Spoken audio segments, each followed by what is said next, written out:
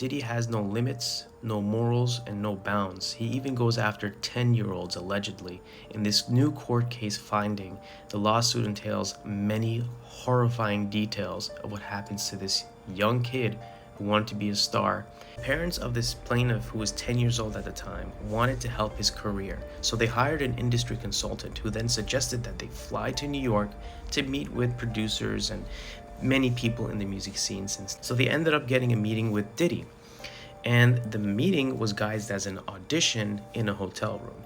The parents took their kid, dropped him off at the hotel room, met with Diddy, and said that they will be back later, and left the kid with Diddy. The plaintiff, who was 10 years old at the time, started performing rap songs for Diddy, and Diddy started praising him and telling him he enjoyed his rap songs and that he is willing to make him a star.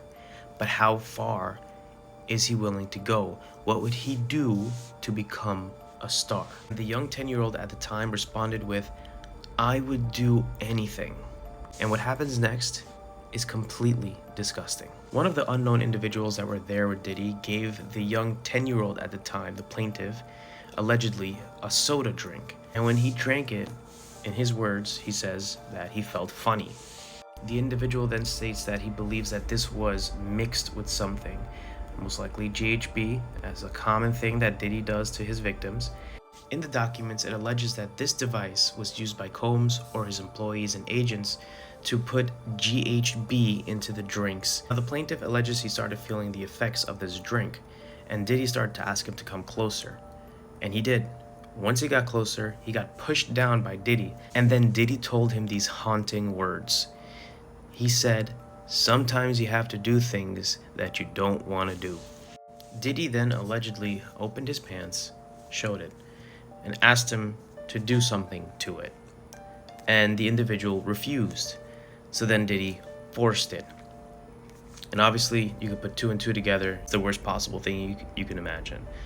The individual then loses consciousness, wakes up, and pain on the back.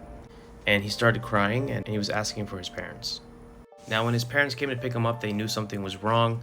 And when he told them what happened, the parents were actually afraid to go to the police and report this because they were afraid of retaliation.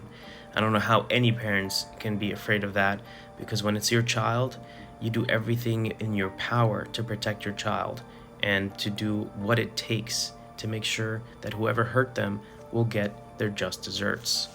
Honestly, this is it for Diddy. I feel that his legacy is done. It's broken. He will forever be remembered as this monster. Now, of course, many of you are probably saying, well, these are just allegations. And legally, yes, that's correct. These are just allegations. They have not been proven true yet. But there are so many lawsuits, and each and every single one of them have many similarities, and they talk about things that are just uncanny on how similar they are. And there's no way that every single one of them is lying.